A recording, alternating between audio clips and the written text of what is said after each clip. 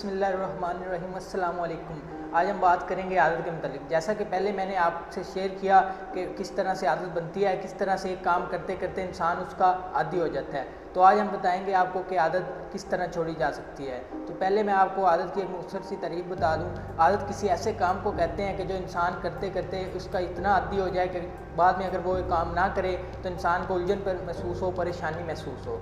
ठीक है, इस तरह से कुछ काम क्या होते हैं वो आपकी रूटीन में शामिल होते हैं। मिसाल के तौर पर अगर आप सुबह उठते हैं, नमाज़ पढ़ते हैं, कुरान पाक की तलावत करते हैं, वॉक के लिए जाते हैं या अपने काम पर जाते हैं, तो ये आपकी रूटीन है। अगर आप इसको किसी वजह से छोड़ देंगे तो इससे आपको उलझन या परेशानी नहीं होगी। लेकिन आदत ऐसा काम होता है जो आपको मुसलसल उलझन का शिकार होता है। अगर मैं आदत की आपको मिसाल दूँ तो आजकल सबको ये आदत लगी हुई है, यानी मोबाइल फ़ोन की आदत। अगर आप मोबाइल फ़ोन अपने रूटीन वर्क के लिए यूज़ करते हैं, किसी के साथ कोई तस्वीर मैसेज शेयर करने के लिए या रब्ता करने के लिए, वो तो आपकी रूटीन का हिस्सा है। लेकिन अगर आप मोबाइल के आप इस तरह आती हैं कि हर 10 मिनट बाद मोबाइल फ़ोन को चेक करते हैं, तो फिर आपने महसूस किया होगा कि जब आप मोबाइल फ़ोन नहीं इस्तेमाल करते या उसकी कोई नोटिफिकेशन नहीं चेक करते तो आपको उलझन या परेशानी होने लग जाती है।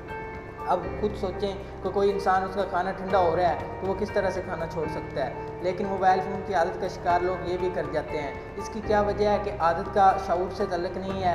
ये क्या होती है, लाशऊरी तौर पर होती है। मतलब आप जो भी काम आदत में कर रहे होते हैं वो लाशऊरी तौर पर कर रहे होते हैं। लाशऊरी तौर पर कोई भी काम किया जाए बुरा होता है, इसलिए कहा जाता है कि आदत जो भी हो वो बुरी होती है। मतलब ये नहीं कि ये अच्छी आदत है, बुरी आदत जो भी हो बुरी होती है, क्योंकि इसका शऊर से तल्लुक़ ख़त्म हो जाता है। इसी तरह कुछ लोग सोचते हैं कि वक्त के साथ साथ क्या होता है, आदत ख़त्म हो जाती है, लेकिन ऐसा नहीं है। वक्त के साथ साथ आदत क्या होती है, बढ़ती जाती है। इसके मतलब मैं एक आपसे वाक़या शेयर करूँगा कि एक आदमी का एक छोटा सा बेटा था, तो वो अपने बेटे को बुरी आदत से रोकता था। तो बेटा कहता था अब्बू वक्त के साथ साथ मैं आदत छोड़ दूँगा, लेकिन अब्बू को तो पता था कि वक्त के साथ साथ क्या होगा, ये आदत पुख्ता हो जाएगी, उसके किरदार का या शख्सियत का हिस्सा बन जाएगी। तो उसने इस साल के लिए क्या किया, एक बुज़ुर्ग से रब्ता किया और बाबा जी से कहा कि मेरे बेटे को फ़लाँ बुरी आदत है और मैं चाहता हूँ कि वो ये आदत छोड़ दे। तो बाबा जी ने कहा कि कल ऐसा करना, सुबह की सैर के लिए जाऊँगा तो अपने बेटे को मेरे साथ भेज देना।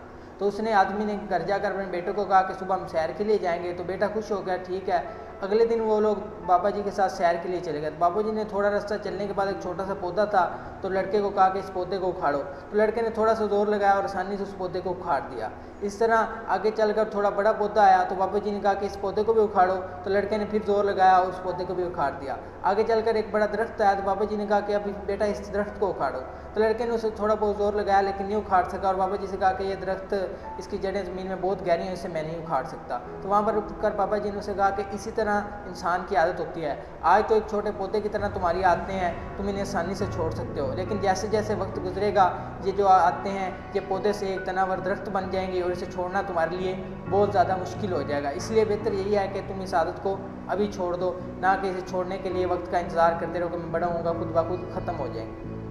अब हम बात करें कि आदत को किस तरह ख़त्म किया जा सकता है। तो आदत को ख़त्म करने के लिए सबसे पहली और अहम बात यह है कि आप उस आदत को बुरा समझें, यानी आपके ज़हन में ख्याल हो कि ये जो मैं काम कर रहा हूँ ये बुरा है। ये नहीं कि आपने अभी तक ये फैसला ही ना किया हो कि आया ये काम अच्छा है या बुरा है। जब आप किसी भी काम को मुकम्मल तौर पर बुरा समझेंगे फिर ही आप उसको छोड़ सकते हैं। दूसरे नंबर पर आदत को छोड़ने के लिए आप क्या करें कि अपने अब खुद को जुर्माना करें, खुद पे पाबंदियाँ लगाएं। मिसाल के तौर पर अगर आज मैं ये आदत करूँगा, ये काम करूँगा, तो मैं क्या करूँगा, इतना सदका दूँगा या इतने नफल पढ़ूँगा या कोई और ऐसा काम करूँगा जिससे आपको आपकी रूटीन में फ़र्क पड़ेगा, आपका टाइम लगेगा। तो इस तरह से आप इस आदत को छोड़ सकेंगे। आपको ज़हन में रहेगा कि कल मैंने ये काम किया था तो मुझे ये करना पड़ा था, आज मैं ये काम नहीं करता।